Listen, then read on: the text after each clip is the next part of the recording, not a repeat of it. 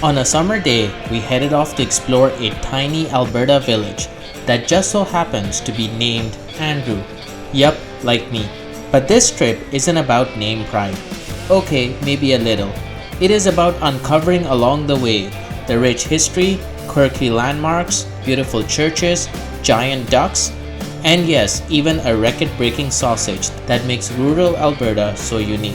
So buckle up, grab a tea, and join us through a road trip through prairie lands, past historic landmarks, and into a village where almost everything is named Andrew. This is the most exciting town I have been to. A whole village named after your name.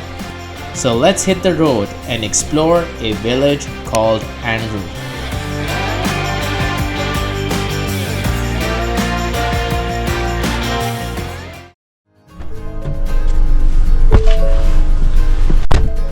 So today we're on our way to village of Andrew, which is about an hour's drive from Edmonton. Plus it's after my namesake, so isn't it going to be an exciting journey? Right, Roy? So he says. I'm just along for the ride here. It will be fun, but we must get our tea first. Right, Roy? Or your wrap? So on a sunny summer Sunday, Roy and I hit the road northeast of Edmonton, bound for the village of Andrew.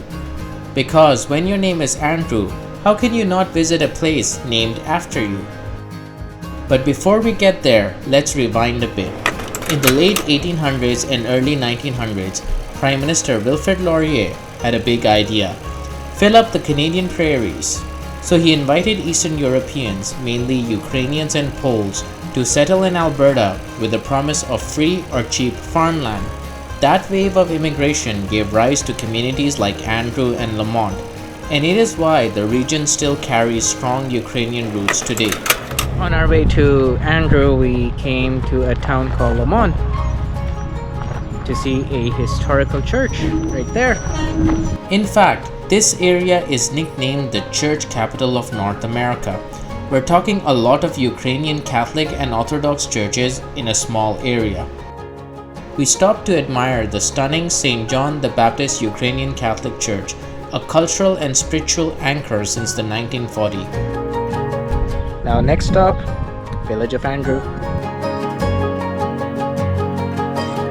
Just before reaching Andrew, we pulled over to see two more gems: the small St. Michael the Archangel Russo-Greek Orthodox Church, and across the road, St. John the Baptist Ukrainian Orthodox Church.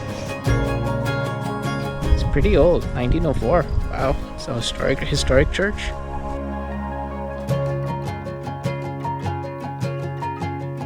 Across the Russian Orthodox is this one, St. John's Orthodox Church. This congregation split from St. Michael's in the 1920s over cultural tension and a deep desire to keep Ukrainian liturgical independence, resisting Russian influence. According to the board, this church was made in 1920, so 100 years old. The two churches stand just 3 kilometers south of Andrew and tell a story of early 20th century faith, cultural, and religious tension.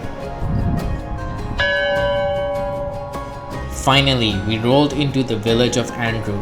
Do you know why we came here all the way? We drove an hour Yes. plus. Yep. This guy, planned the whole trip to come here because of Run Andrew, run. Just so that he can take a picture and pose with this sign right here. Yes, village of Andrew. Welcome. Andrew, welcome to village of Andrew. Thank you. We're here. We've made it. I'm not sure what this town holds. Kind of look like farmland as far as the eye can see. It's going to be amazing. But this guy is excited because of this. The rural Alberta village. There's everything based on the name of Andrew over here. So there was village of Andrew, Andrew School, Andrew Library, Andrew's Wine Club. Oh well, you get the point. It is basically a theme park for anyone named Andrew.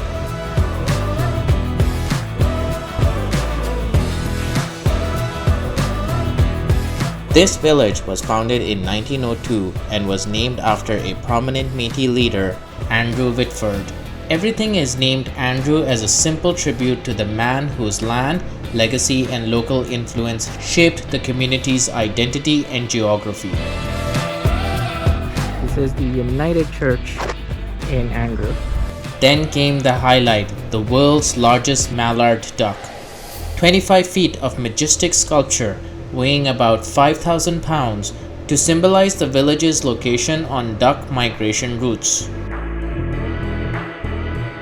The grain elevator also stands tall as a proud symbol of Andrew's farming roots. Oh, and did I mention Andrew is a hometown of Alberta's 13th Premier, Ed Stelmach. That says Ed Stelmach. He was one of the premiers of Alberta. He led Alberta from 2006 to 2011. At this point, we were starving, so we grabbed some Ukrainian-influenced delicious lunch at a local pub.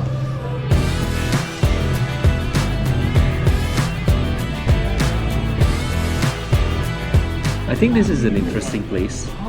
It's definitely a super small town with 366 people. Basically, when you stand on one end of the road to the other, it's the whole town. It's a pretty good town. People seem to be friendly here. The fire cheeseburger and the all-in-one ultimate burger. Oh wow. Yeah. Thank you. There you go. This looks very weird, Roy. Are you gonna enjoy it? Okay, let's see how to eat this.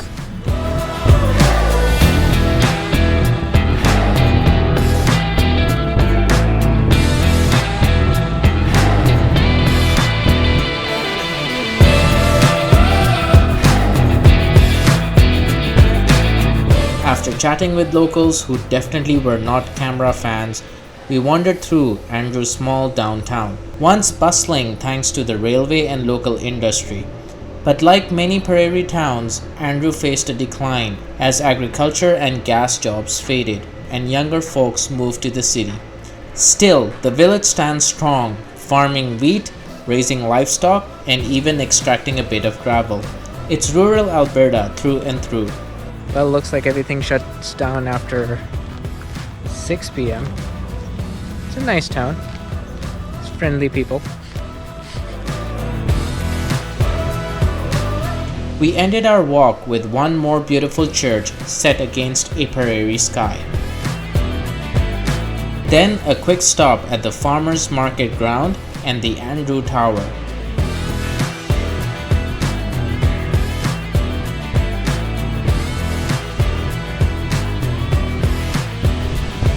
Well, that was village of Andrew. I guess it's time to head back to Edmonton. Roy, do you have any final remarks? I'm done. Oh, he's done. That was our village tour, short, sweet, and full of Andrews. On the way back, we caught a golden sunset and, get this, bisons running across the fields. Not planned, but unforgettable.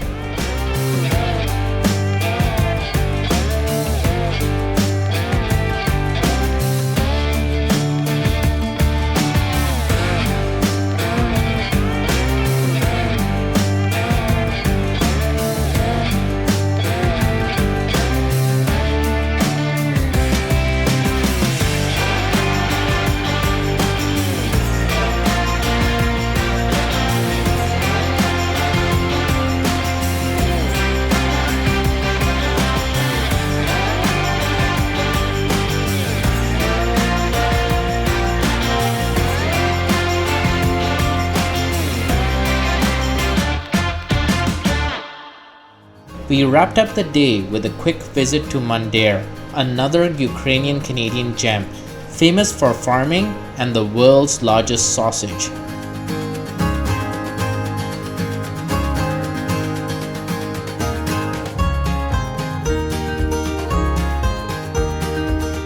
I guess they're implying that that sausage comes from the bison or the buffalo.